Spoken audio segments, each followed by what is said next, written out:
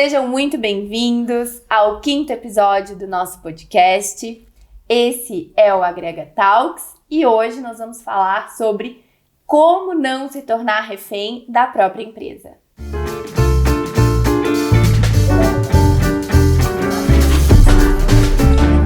Sejam muito bem-vindos ao nosso podcast. Elisa, hoje a gente vai falar sobre como não se tornar refém da própria empresa. E a gente observa que essa é uma prática que vem crescendo ali, não só pelos gestores, mas aí falando um pouquinho na seara ali dos empreendedores, dos empresários, que também é um número que vem crescendo muito no Brasil. Trouxe também aqui algumas pesquisas para nós, né? Junto com toda essa crescente e esse modismo da alta produtividade, a gente teve um acréscimo aí do caso de ansiedade. Então, a gente está com 85,6% a mais de condições de casos de ansiedade. Burnout, então, 37%. Depressão, 21%. E ataque de pânico também, 22%. Junto com isso, a gente identificou ali, a Startse trouxe uma pesquisa que trouxe quais são os principais fatores que contribuem para esses quadros. Jornadas de trabalhos extensas, desequilíbrio entre vida pessoal e profissional e pressões econômicas do mercado. Pensando em tudo isso, né, como é que hoje a gente vai trazer uma mensagem para a nossa audiência do que como é que eu não vou me tornar refém disso nesse mundo? Porque é quase uma contramão. É bem complicado porque os estímulos estão aí, né? E cabe a nós olhar para isso e fazer escolhas, né? E eu fiquei discutindo e tem muito a ver com a cultura, né? Onde a gente está inserido. Aqui na nossa região a gente tem uma cultura muito, né? Que o cara tem que acordar cedo, tem que trabalhar, porque senão ele não é digno de respeito. Né? Então, existe muito isso, assim, que aqui é a questão do trabalho.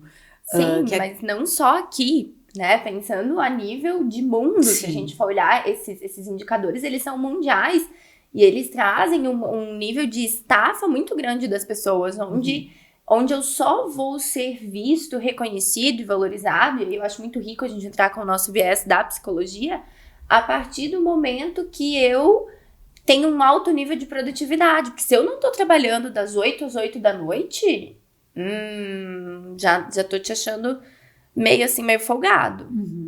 E aí é bem essa questão de ter essa consciência, né, Jéssica, de que o caminho não é esse, né, porque daqui a gente não leva nada. Claro que é importante a gente investir, a gente trabalhar, né, pra gente poder prosperar. Mas é importante a gente ter essa consciência que a vida não é só isso, né? Que a questão da família, que a questão do lazer, que a questão do autocuidado, que a nossa saúde física e a nossa saúde mental, elas são primordiais. Se a gente não tiver isso, como que a gente vai ter um bom desempenho? Como que a gente vai performar? Mas olha só, Elisa, eu tô te escutando e aí eu acho bem interessante a gente trazer um apontamento que é o seguinte, entra muito nesse misto das gerações, porque a gente, né, que tá o dia a dia aí nas empresas, conversando com os gestores que estão já em processo sucessório, então nós estamos falando aí de 65 a 75 anos de idade, esse público fala assim, mas eu sempre trabalhei de domingo a domingo, de sol a sol, e na minha época não existia esse tal de burnout aí, ansiedade, entendeu? Eu ia só, chegava em casa, botava comida na mesa pra mulher e pronto. E aí, como é que a gente aborda isso? Porque hoje a gente vê uma disrupção muito grande. Porque quem passa, né, essa pressão no trabalho, se eu não sou refém do meu trabalho, sou considerado fraco. E aí, como é que eu lido com isso? Como é que eu faço para ter esse manejo? Sim, pois tu tá falando muito, essa situação me faz pensar sobre a questão, né, do quanto o olhar do outro interfere sobre o meu próprio olhar. Certo. Então, a gente também tem que fazer essa diferenciação, né? Afinal de contas, não somos marionetes, né, da sociedade. Sim, não somos, mas de uma certa forma, em alguns momentos, somos postos em situações onde né? Ou a gente vai para um lado, ou a gente vai para o outro. Mas E aí a gente tem que entender o que é importante pra gente, o que é importante pra mim. Né? E aí entra numa questão de valores. Certo. Né? De valores. E aí a gente, por mais que tenha essa cobrança, a gente também aprender a colocar alguns limites. Né?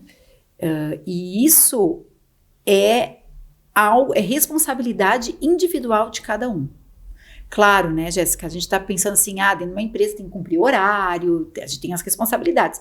Mas esse algo mais, né, essa extensão de horas de jornada de trabalho, muitas vezes acontece por vontade própria, por iniciativa, né? E a gente também precisa entender que o excesso te causa alguns danos.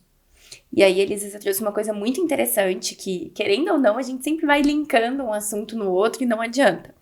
Quando a gente fala em jornadas extensivas de trabalho, e você trouxe, né, mas às vezes é a própria pessoa que quer, e claro, e aí entra nos nossos episódios anteriores que fala sobre a manutenção da equipe, sobre como que eu vou fazer com que a minha equipe trabalhe para mim, para que eu não tenha que me matar. Porque quantas vezes, vamos lá, Elisa, a gente trabalha com desenvolvimento aí semanalmente. Quantas vezes por semana a gente escuta o seguinte: eu fico trabalhando depois do horário, porque aí não tem ninguém me chamando, e aí eu faço tudo que eu não fiz o dia inteiro, porque eu passo o dia inteiro atendendo a demanda do meu time.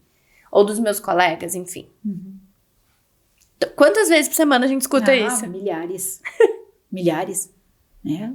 E aí? E aí a importância de poder sinalizar, né, muitas vezes, alguns colegas, né, de que tu tá fazendo uma tarefa, de que tu tem que terminar, né, te focar principalmente naquilo que tu tá fazendo, ter organização, planejamento, porque senão realmente tu não dá conta de tudo. Uhum. Né? Se tu tiver esse olhar, esse foco e com gentileza, inclusive tu colocar, né, para as outras pessoas, de que naquele momento não vai estar podendo participar, né, de algumas reuniões ou de algumas situações, faz com que realmente tu consiga aproveitar o teu tempo da melhor forma possível. E aí eu tô te escutando, essa semana, por exemplo, a gente deu uma sugestão em um dos nossos desenvolvimentos que foi o seguinte: ela tem o cargo de liderança, mas não, é aquela liderança meio que, sabe, não é líder, mas não é, e tem que fazer a gestão do time. E aí, né, está entrando em um quadro de ansiedade, por quê? Porque tá ficando todos os dias até 8, 9 horas da noite, dando conta do que não deu durante o dia. Então, daqui a pouco estipular horários para que o time te chame. Então, isso é uma prática nossa, né? A gente sabe, por exemplo, de manhã cedo as meninas passam ali as demandas, final do dia faz mais um follow-up, e final da manhã, desculpa, e final do dia. Então, 3 vezes por dia a gente tem o acesso livre para esse período de troca de dúvidas e a gente se organiza para isso. E claro, eventualmente, né, a gente tem que sair da nossa rotina e atender a demanda e tá Lógico. tudo certo. Mas esse eventualmente não pode se tornar algo Não pode ser habitual, a regra. né? Porque daí desorganiza.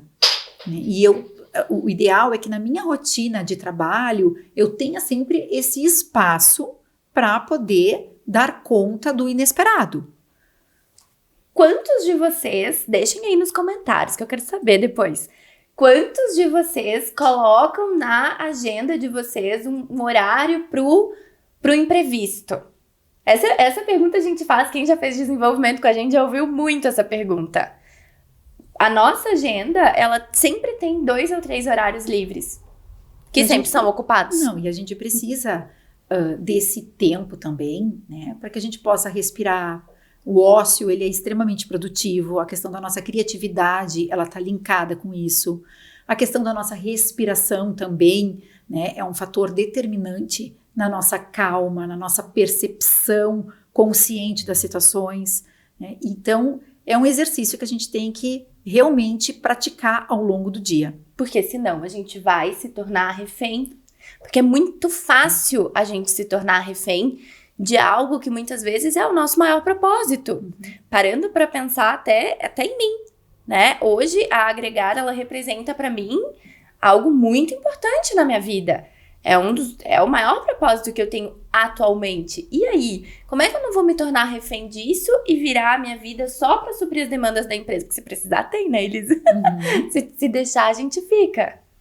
Tu tendo consciência que tem outras coisas que são tão importantes quanto, como, por exemplo, a questão da família, a questão do lazer, né, a questão do investir também em aprendizados novos, né? Então, assim, tempo para leitura, tempo para troca de conhecimento, cursos.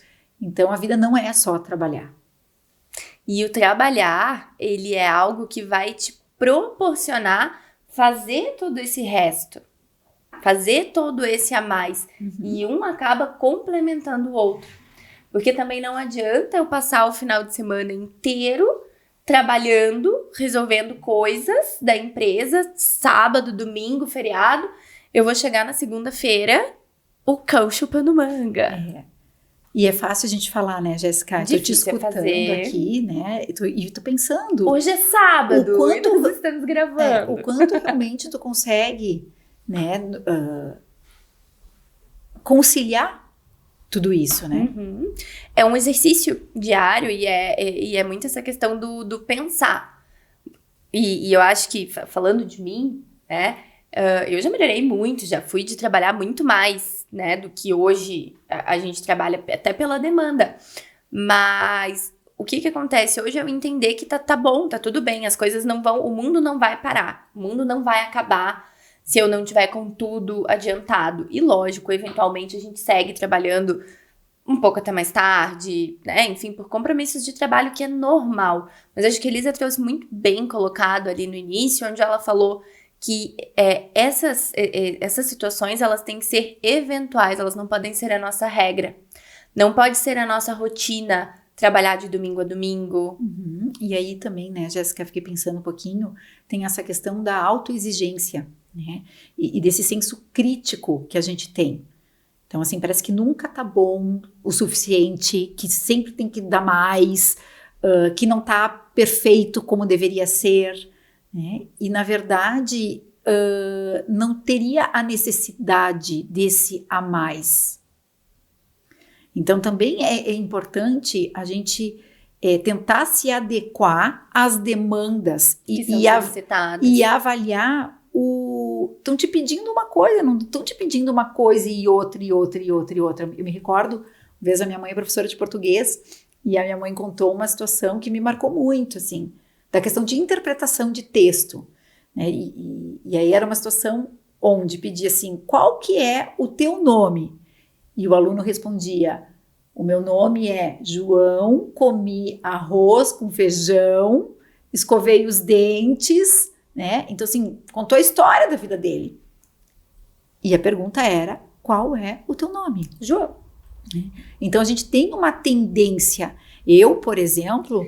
né? Eu tô te escutando, né, Elisa? A gente tem, eu e você temos essa tendência. Tem pessoas que não. Por isso que é importante o autoconhecimento, a autorreflexão, pra gente entender qual que é o seu nível de criticidade, qual que é o seu nível de exigência, conseguir fazer essa interpretação do que do que pra mim tá me tirando dessa linha do saudável e tá me levando pra linha do me tornar refém. Porque precisa ter um equilíbrio de fato. Precisa, porque tem coisas que na vida passam e depois não tem mais volta. Então, quantas pessoas que a gente escuta, né, que estão esperando a aposentadoria para poder começar a viver, para poder começar a viajar. E a aposentadoria não veio. Para curtir, ou vem, né? Só que daí a pessoa já não tem mais as mesmas condições físicas, né, para fazer um mochilão na Europa, por exemplo. Então, tem certas coisas que passam, né, e não voltam mais. Então, assim, é essa consciência que a gente tem que sempre, né, buscar adquirir ela e ter em mente para que a gente possa fazer escolhas saudáveis pela gente, né, e não deixar com que o outro faça escolha por nós, que a sociedade faça escolhas. Né? A gente é o protagonista da nossa história. Maravilhosa! E é isso, né, Elisa? Acho que quando você coloca ali essa questão de sermos protagonistas da nossa vida fica muito claro, e muitas vezes nós não temos a consciência que essa escolha, quando eles refere que a sociedade está fazendo escolhas por nós, é de uma forma muito sutil, a gente nem percebe. E, né, a questão da moda, da alta produtividade, é a questão das redes sociais, dos próprios podcasts que falam. Se a gente pesquisar produtividade, né, é só o que se... Alta produtividade, acorda às 5 da manhã, vai dormir às 10 da noite, vai nananã. Então, assim, são vidas que são incutidas na nossa mente de forma que são doses homeopáticas, mas que vão colocando e que vão, muitas vezes, fazendo com que a gente se sinta num lugar de insuficiência, e que aí eu também vou ter que fazer alguma coisa para poder acompanhar esse ritmo. Isso da ansiedade, né? Claro. As pessoas estão ansiosas, ansiosas. Gente, eu peguei aqui a pesquisa, peraí que eu vou ler de novo para vocês. O número de ansiedade no ano passado, ele aumentou 85,6%. É um número expressivíssimo. E tá muito linkado, né? A ansiedade é essa sensação de falta de controle que a gente tem. E aí entra nessa questão, assim, que controle que a gente tem, de fato, das coisas, né? A gente tenta, sim, ter um planejamento, uma organização, mas a gente tem que estar aberto, né, para essa questão de que nem sempre a gente vai ter o controle e a segurança que a gente gostaria de ter. E aí, Elisa, vale a pena eu me tornar refém da minha empresa? Seja eu um funcionário, seja eu um gestor, seja eu o dono dessa empresa, será que realmente vale a pena eu dedicar minha vida inteiramente a ela? A essa empresa?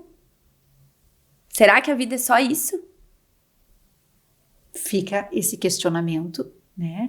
Para que as pessoas possam refletir e fazer escolhas, né? E você falou ali também no início do podcast uma coisa bem interessante que eu acho que faz sentido a gente compartilhar. Que muito de nós, né, muito da nossa personalidade é moldada através do olhar do outro. Como é que é esse processo e por que hoje a gente acaba, quando a gente vê, a gente está fazendo as mesmas coisas que as pessoas também? Porque o olhar do outro, né, pela psicologia, ele nos constitui. Isso começa onde? Começa lá na infância. Então, o Winnicott, ele fala muito do desenvolvimento humano. E aí, se a gente vai parar para pensar na questão de estruturação psíquica, ela também, a diferenciação, né, entre essas estruturas, ela se dá pelo olhar do outro, pela internalização, né? Então, assim, não tem o olhar, não, é como se não estivesse te nomeando que lugar que tu ocupa neste mundo. E nós precisamos saber, todos nós, temos essa necessidade de saber que lugar que a gente ocupa no mundo. E aí a gente não ocupa só o lugar de funcionário, de gestor, de empresário. A gente ocupa vários lugares. E essa necessidade de pertencimento fica o convite para que a gente possa olhar para quais os lugares que a gente pode pertencer. A gente não precisa pertencer só ao ambiente organizacional e também pertencer a ele. Então, esse foi mais um episódio, né, onde a gente conversou um pouquinho sobre como não se tornar refém do trabalho. Se vocês querem acompanhar conteúdos como esse, acessem as nossas redes sociais, @agregardesenvolvimento, e até o próximo.